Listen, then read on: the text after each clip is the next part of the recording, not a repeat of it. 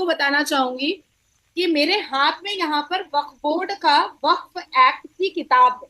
ये देखिए लिखा हुआ है ना, द वक्फ एक्ट। वक्त है 1995। ना, है ना, लिखा हुआ है ना, आप खुद पढ़ ले रहे हैं ना।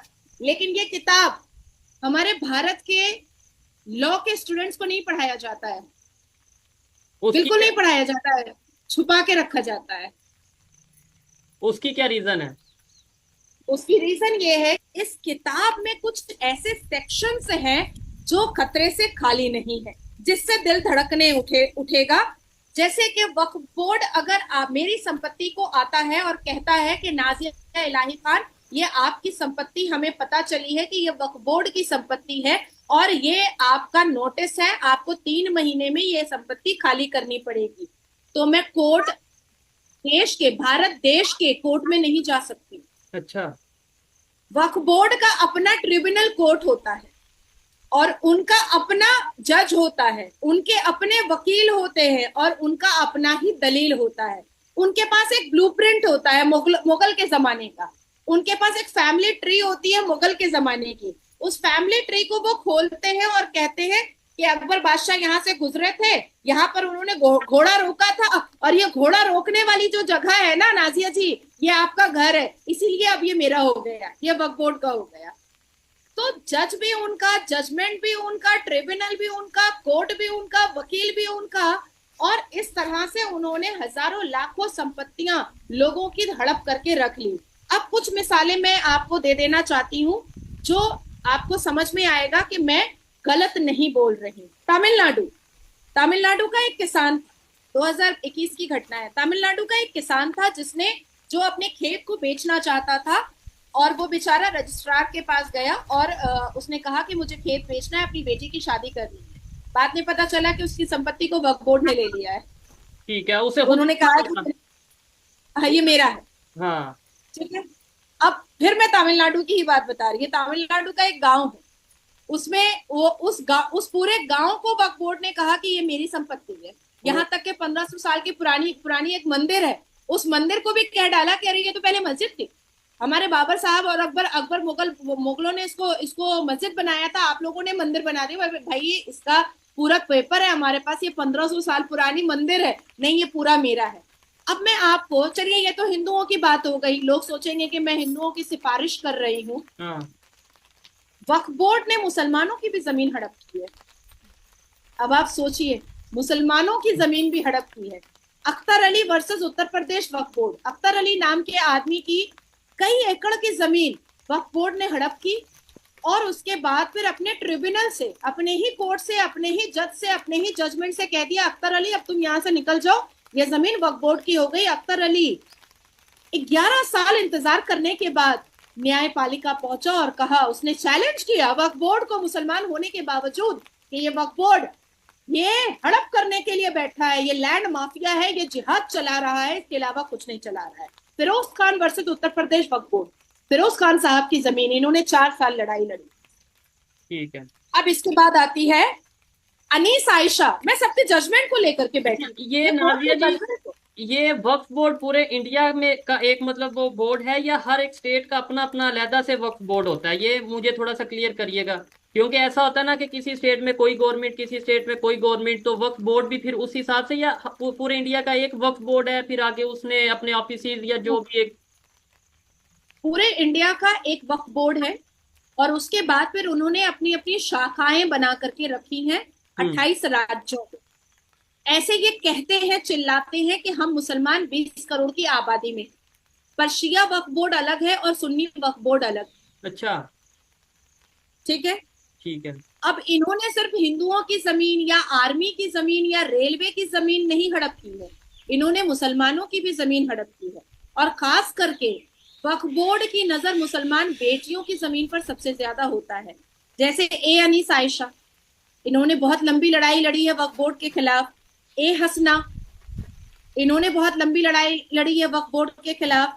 निजहत यास्मीन, इन्होंने बहुत लंबी लड़ाई लड़ी है वक्फ बोर्ड के खिलाफ। उसके बाद फिर अनीस फातिमा बेगम, इन्होंने पश्चिम बंगाल कोलकाता में बहुत बड़ी लड़ाई लड़ी है वक्फ बोर्ड के खिलाफ। उसके बाद फिर सलमान खान, ये हैं आपके तमिलनाडु के, इन्होंने बहुत बड़ी, 2023 में इनको जजमेंट मिला है इनके फैसले पर, इन्होंने बहुत बड़ी लड़ाई लड़ी है वक्फ बोर्ड के खिलाफ। शहनाज परवीन वर्सेस मध्य प्रदेश वक्फ बोर्ड, इन्होंने वक्फ बोर्ड के खिलाफ बहुत लंबी लड़ाई लड़ी है कि इनकी जमीन को हड़प कर लिया गया है। वक्फ बोर्ड की कुरीतियां अभी आप सुनेंगे तो आपकी आंखें फट जाएंगी। वक्फ बोर्ड, इलाहाबाद हाई कोर्ट के अंदर एक मस्जिद थी, बहुत पुरानी मस्जिद थी।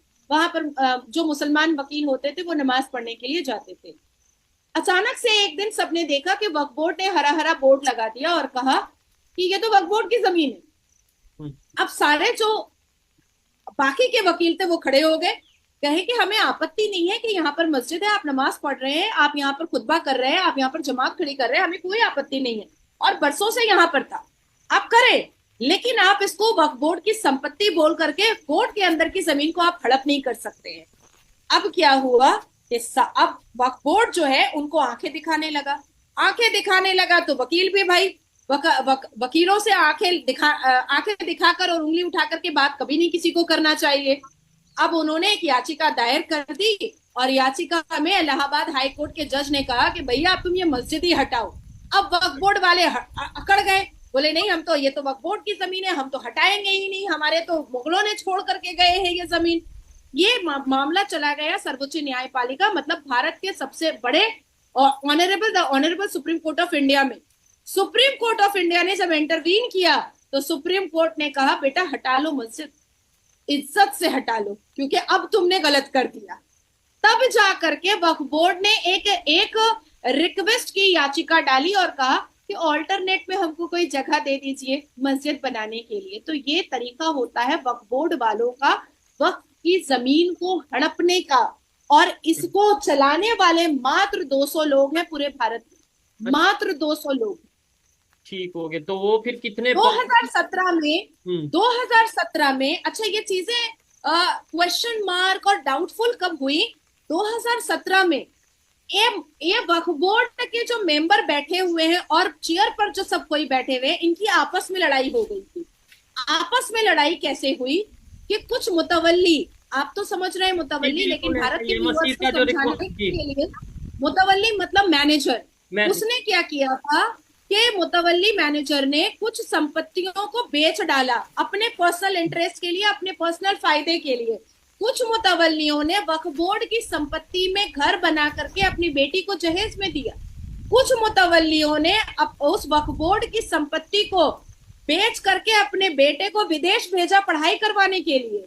तो आपस में लड़ाई हुई, और आपस में जब लड़ाई हुई तो ये बात चर्चाएं आम पर आई कि जो वक्फ बोर्ड बनाया गया था कि वो मुसलमानों के सोशल वेलफेयर के लिए काम आएगा, वो वक्फ बोर्ड में 200 लोग अपनी हुक्मरानी रख करके और अपने आप को शहंशाह समझ करके अपनी पर्सनल अय्याशी और अपनी पर्सनल लैविश लाइफ में इस्तेमाल कर रहे हैं। यहाँ तक के शोएब, मैं आपको ये भी बताती चलूं कि वक्फ बोर्ड की कई संपत्ति असदुद्दीन अवैसी ने भी हड़प करके रखी हुई है और उसके भी चीथड़े अब उड़ रहे हैं और वो जवाब नहीं दे पा रहा है।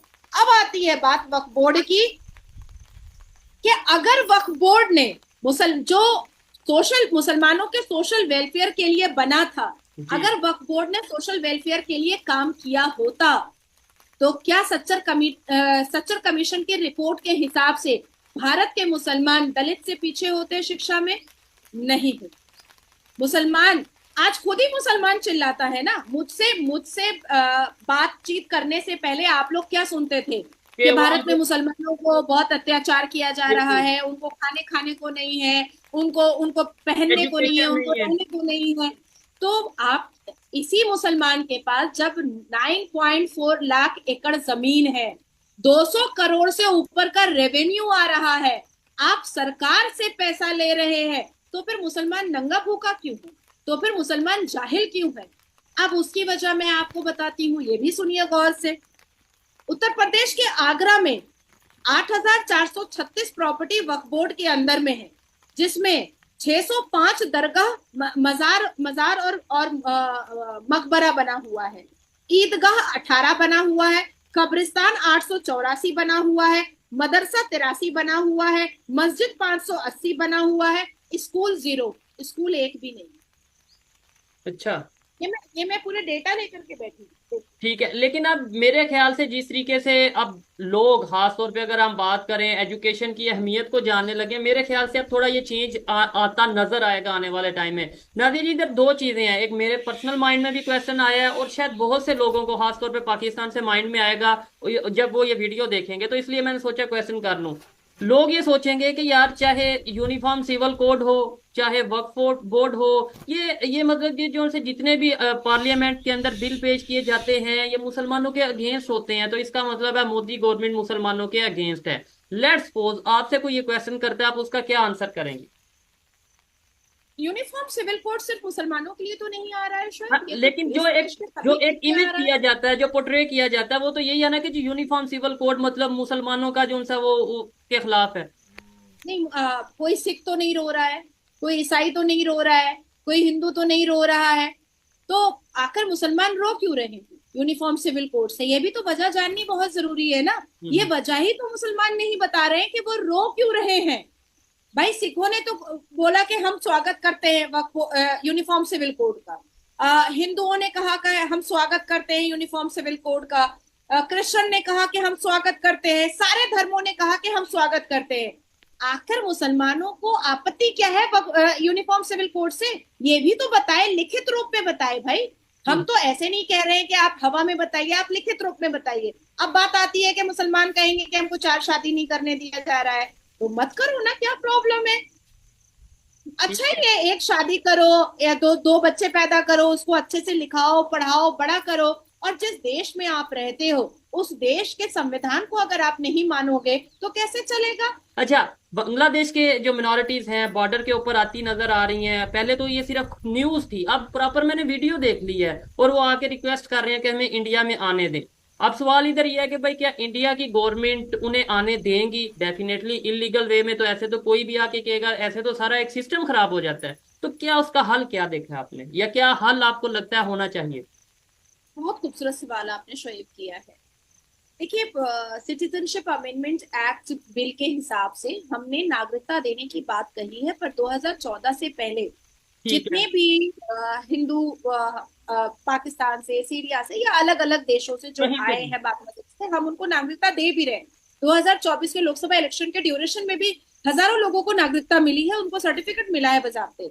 लेकिन अब बात यहाँ पर मान सम्मान की आ चुकी है। ये जो वीडियो है, जो लोग नदी के रास्ते से या जंगल के रास्ते से, जाहिर सी बात है, मरता क्या नहीं करता इंसान, अपने जान को बचाने के लिए, अपने अपनी बहू बेटी की आबरू को बचाने के लिए कुछ भी करने को तैयार हो जाता है। लेकिन आपने कल कल से लेकर आज तक में बांग्लादेश के ढाका के रोड पर, बांग्लादेश की गलियों में हरे कृष्ण हरे रामा का आपने आपने आवाज सुना होगा। जी, आपने लोग ढाका के रोड पर आपने जय श्री राम का आवाज सुना होगा। मैंने और मेरे जो बड़े नेता हैं जैसे योगी जी, हम लोगों ने कहा कि अपने अधिकार को मांगना समझो, सीखो कैसे मांगा जाता है अपना अधिकार, आ जाना। ये कायरता की निशानी होगी। हम तो आपको सेव करेंगे, हम अपने अपने भारत में आपको शरण देंगे, लेकिन इलीगल तरीके से नहीं देंगे। वो तो आप बॉर्डर पॉसिबल क्रॉस नहीं करके आएंगे और हम आपको रख लेंगे, ये नहीं हो सकता है। आप सोचें कि आदरणीय प्रधानमंत्री जी ने एक कमेटी बनाई है जिसको डॉक्टर एस जयशंकर देख रहे हैं, और वो यूएन से डायरेक्ट बात कर रहे हैं कि हिंदुओं को बचाया कैसे जा सकता है। इसके अलावा सारे हिंदू, 1 करोड़ 28 लाख हिंदू बांग्लादेश के रोड पर जय श्री राम के नारे लगाए हैं, और उन्होंने कहा है कि हमें हमारा हक चाहिए और हमें हमारे हक से कोई भी बेदखल नहीं कर सकता है। मैं यही संवाद मैं पाकिस्तान के हिंदुओं को भी देना चाहती हूँ। नजरें झुकाकर मत जियो, घबरा कर मत जियो। जबान में अपना हक मांगने के लिए जबान में थरथराहट नहीं, जबान में गड़गड़ाहट होनी चाहिए। आपकी आवाज नीची नहीं, आपकी आवाज ऊंची होनी चाहिए। आपके अंदर डर नहीं, आपके अंदर जोश होना चाहिए कि आप अपना हक मांग रहे हैं। आप जो लोग ईरान में हिंदू रह रहे हैं, जो अरब में हिंदू रह रहे हैं, जो पाकिस्तान में हिंदू रह रहे हैं, जो अफगानिस्तान में हिंदू रह रहे हैं, जो श्रीलंका में हिंदू रह रहे हैं और जो बांग्लादेश में हिंदू रह रहे हैं, उन हिंदुओं को अब अटल होना पड़ेगा। अब उन हिंदुओं को यूनाइट होना पड़ेगा, उन हिंदुओं को अपनी आवाज उठानी पड़ेगी। कब तक? कब तक अपनी आंखों के सामने अपनी बहु बेटियों को लुटता हुआ देखेंगे? कब तक अपनी मंदिरों को, अपने देवी देवताओं को चूर होता हुआ देखेंगे और टूटता हुआ देखेंगे? इसलिए हमने उनको कहा हम आपके साथ, ठीक है। यूएन को हम आपके लिए खड़ा करेंगे और आप खड़े होइए और अपना हक मांगिए। यहां तक के मैंने राष्ट्रपति को चिट्ठी लिखी है और मैंने यूएन को चिट्ठी लिख करके मैंने मेल भी किया है कि बांग्लादेश में हिंदुओं को कोई तकलीफ ना हो, इसके लिए हिंदू देश वहां पर एक अलग एरिया बना करके दिया जाए, जिसकी हिफाजत कोई पुलिस ना करे बल्कि उसकी हिफाजत मिलिट्री और आर्मी करे, और भारत की आर्मी उस बांग्लादेश के हिंदू देश की हिफाजत करेगी। इसकी जिम्मेदारी मैं ले रही हूँ। ठीक है, इसके ऊपर आपने लास्ट वीडियो में भी डिस्कशन की थी, और मैं इस चीज से जो इन्होंने बोला है कि मिनॉरिटीज चाहे बांग्लादेश के हों, चाहे पाकिस्तान के हों, चाहे कहीं किसी ईरान के हों, सऊदी अरेबिया, दुनिया के किसी कंट्री के भी, इवन इंडिया की भी अगर बात करें, इंडिया में भी जो मिनॉरिटीज हैं, मुसलमान हैं, कोई भी लोग हैं, किसी भी कंट्री के हैं, अपने हक के लिए आवाज उठानी चाहिए, और जो भी किसी भी कंट्री का कानून है उस कानून के मुताबिक आपको काम करना चाहिए।